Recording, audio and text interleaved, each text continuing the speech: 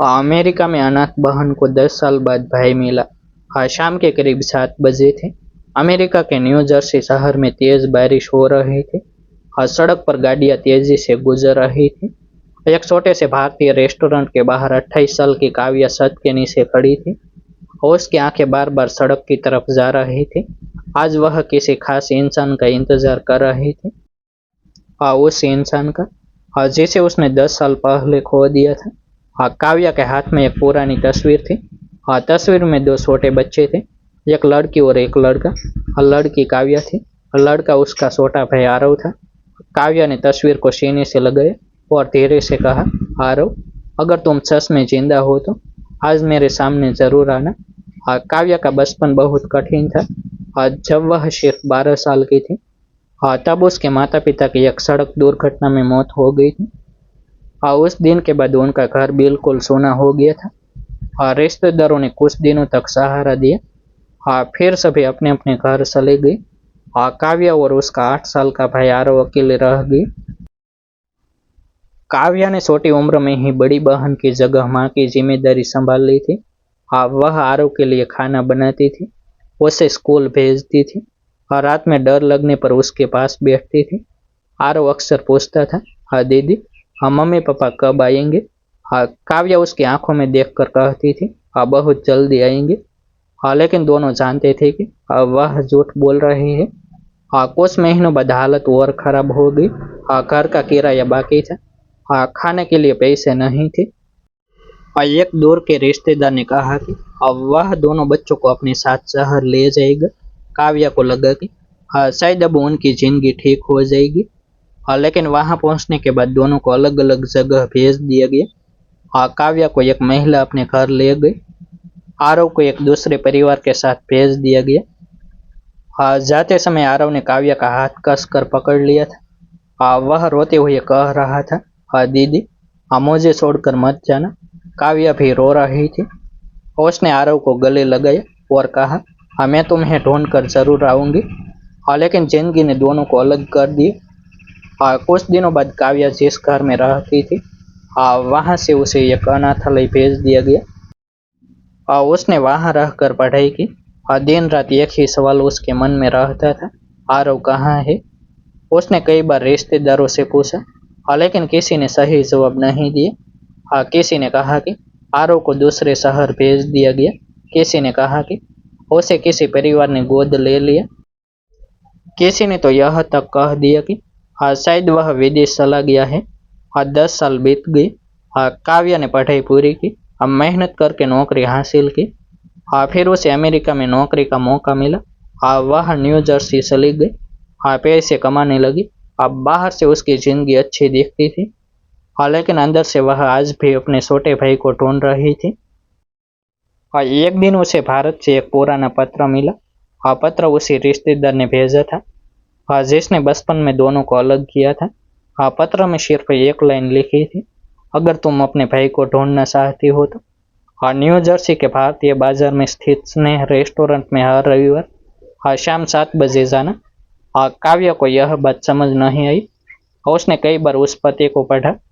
फिर अगले रविवार वह वहां पहुंच गई। पहली बार कोई नहीं आया और दूसरे रविवार भी कोई नहीं आया। तीसरे रविवार एक बुजुर्ग भारतीय व्यक्ति उसके पास आया। उसने पूछा, तुम काव्या हो। काव्या चौंक गई। उसने कहा, जी। बुजुर्ग ने जेब से एक पुरानी लाल धागे वाली राखी निकाली। काव्या की आंखें फैल गई। उसने राखी को तुरंत पहचान लिया। यह वही राखी थी जो उसने 10 साल पहले आरव की कलाई पर बांधी थी। काव्या की आवाज कांपने लगी। उसने पूछा, आपको यह कहाँ मिली। बुजुर्ग ने कहा, जिस लड़के की कलाई पर यह राखी थी, वह आज भी तुम्हें ढूंढ रहा है। काव्या की आंखों से आंसू निकल पड़े। बुजुर्ग ने बताया कि आरव का नाम बदलकर अब आर्यन कर दिया गया था। उसे एक भारतीय परिवार ने गोद लिया था। वह परिवार बाद में अमेरिका आ गया था। आर्यन को अपनी बहन की पूरी याद नहीं थी, लेकिन उसे एक बात हमेशा याद थी, उसकी बहन उसे राखी बांधती थी। आर्यन ने कई साल तक अपनी बहन को खोजने की कोशिश की, लेकिन उसके पास कोई पता नहीं था। काव्या ने कांपते हुए पूछा, वह अभी कहाँ है। बुजुर्ग ने सामने की सड़क की तरफ इशारा किया। कुछ दूरी पर एक युवक खड़ा था। काव्या उसे देखती रही। युवक धीरे धीरे उसकी तरफ बढ़ा। उसकी आंखों में भी आंसू थे। वह काव्या के सामने आकर रुक गया। कुछ सेकंड तक दोनों कुछ नहीं बोले। फिर युवक ने बहुत धीमी आवाज में कहा, दीदी। काव्या के पैरों तले जमीन खिसक गई।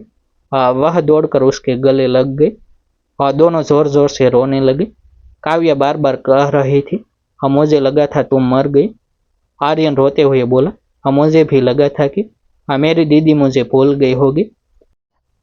काव्या ने उसके चेहरे को दोनों हाथों से पकड़ा। वह उसे देखती रही। उसे अपने सामने 10 साल पहले वाला छोटा आरव दिखाई दे रहा था। आर्यन ने अपनी जेब से वही पुरानी तस्वीर निकाली।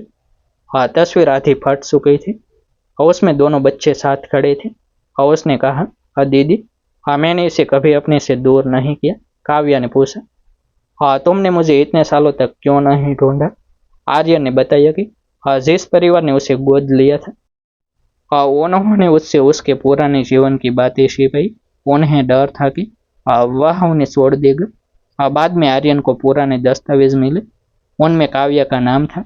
उसने इंटरनेट और पुराने रिकॉर्ड के जरिए उसे ढूंढना शुरू किया। लेकिन तब तक काव्या अमेरिका आ चुकी थी। कई महीनों की तलाश के बाद उसे काव्या का पता मिला। उसने सीधे सामने आने के बजाय पहले यह जानना चाहा कि काव्या उसे स्वीकार करेगी या नहीं। इसलिए उसने उस बुजुर्ग व्यक्ति के माध्यम से उसे बुलाया था। काव्या ने आर्यन का हाथ पकड़ लिया और उसने कहा, तुम्हें मुझसे यह पूछने की जरूरत नहीं थी। तुम मेरे भाई हो। चाहे 10 साल बीत जाए या 50 साल, यह रिश्ता नहीं बदल सकता। आर्यन ने सिर झुका लिया और उसने कहा, दीदी, मैं अब आपको फिर कभी अकेला नहीं छोड़ूंगा।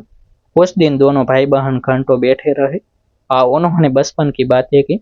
माँ के हाथ का खाना याद किया, पिता की पुरानी साइकिल याद की, वह छोटा सा घर याद किया जहाँ कभी गरीबी थी। लेकिन दोनों साथ थे। रात बहुत हो गई थी। बारिश रुक चुकी थी। काव्या ने अपनी पुरानी तस्वीर संभाल कर बैग में रखी। अब वह तस्वीर सिर्फ अतीत की निशानी नहीं थी, वह उसके परिवार के वापस मिलने की गवाही थी। 10 साल तक काव्या खुद को अनाथ समझती रही थी। लेकिन उस रात उसे समझ आया कि कभी कभी रिश्ते खोते नहीं हैं, वे बस जिंदगी की भीड़ में छिप जाते हैं। और जब सच्चा रिश्ता वापस आता है, तो 10 साल की दूरी भी एक पल में खत्म हो जाती है। उस रात काव्या ने आसमान की तरफ देखा और मन ही मन अपने माता पिता से कहा, माँ पापा, आपका बेटा मिल गया है। उसकी आंखों से आंसू निकल रहे थे। लेकिन इस बार उन आंसुओं में दुख नहीं था, उनमें 10 साल बाद मिली खुशी थी। डिस्क्लेमर, यह कहानी वास्तविक घटनाओं से प्रेरित एक काल्पनिक प्रस्तुति है। इसमें उपयोग किए गए नाम, पात्र और घटनाओं को कहानी के उद्देश्य से बदला गया है। इसका उद्देश्य किसी व्यक्ति, परिवार या समुदाय की भावनाओं को ठेस पहुंचाना नहीं है। आभार। फिर मिलते हैं एक नई स्टोरी के साथ। वीडियो को लाइक और हाइप करना ना भूले, चैनल को सब्सक्राइब करना ना भूले।